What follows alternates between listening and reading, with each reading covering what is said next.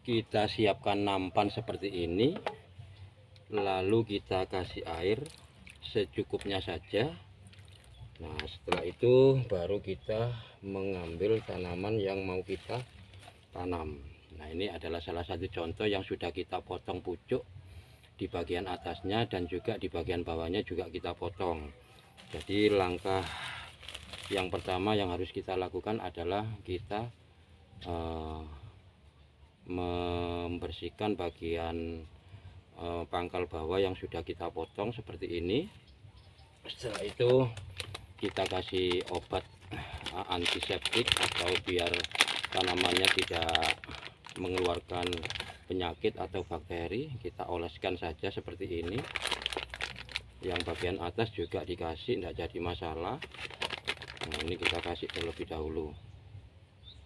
Biar bekas lukanya itu tidak menimbulkan sebuah penyakit bagi tanaman kita. Nah, setelah itu kita memilih potnya itu pot yang ukuran 10 saja. Pot ukuran 10 ini kita taruh terlebih dahulu. Pot ukuran 10 kita pakai untuk menanam bagian batang bawah seperti ini. Kita siapkan medianya terlebih dahulu. Nah, ini tidak usah kita pakai pupuk terlebih dahulu teman-teman ya. Kita hanya menanam seperti biasa, tidak usah kita kasih pupuk terlebih dahulu. Ini kita sisihkan. Nah, barulah kita tanam tanaman kita seperti ini. Nah, langsung kita timpuk dengan media lagi. Kita padatkan medianya. Medianya juga harus cukup lumayan bagus untuk penanaman tanaman aglonema. Jangan asal-asalan atau pakai tanah.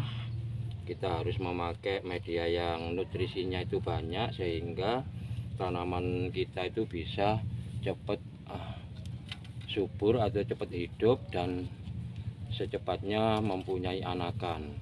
Nah, setelah kita melakukan penanaman seperti ini, karena ini sudah ada akar, sudah ada daun mata pancing, jadi tidak perlu kita sungkup, langsung kita rendam di sini saja teman-teman. Kita rendam. Nah, kalau misalkan airnya kurang mungkin bisa ditambah lagi. Nah, merendamnya itu berapa lama? Cukup mungkin 1 hari semalam atau 2 hari malam, 2 hari 2 malam. Kenapa kok harus direndam? Karena ini habis kita cabut, habis kita potong, secara otomatis tanaman tersebut mengalami stres atau harus adaptasi dengan lingkungan yang baru. Jadi kita rendam seperti ini tujuannya agar daun yang tersisa itu tidak mengalami kebusukan. Jadi itu tujuan utamanya adalah daunnya itu biar tidak busuk. Karena kalau kita itu setelah menanam itu kita biarkan seperti ini, secara otomatis daunnya itu perlahan mungkin sekitar 2 minggu ke depan akan mengalami kebusukan, tapi tidak akan mati tanamannya, tidak, tapi setidaknya itu kan menghambat dari pertumbuhan tanaman tersebut. Nah, ini setelah kita itu menanamnya seperti ini, tetap kita siram terlebih dahulu teman-teman. Kita siram sampai bersih, sampai airnya itu mengalir di bagian bawah, sehingga tidak ada kotoran yang menempel kepada tanaman kita. Jadi prosesnya seperti itu. Ini salah satu contoh bagaimana cara kita menyiramnya seperti ini. Nah, kita siram sampai loh air yang ada di bawah ini warnanya itu kecoklatan. Ini sampai bersih, sebersih-bersihnya teman-teman.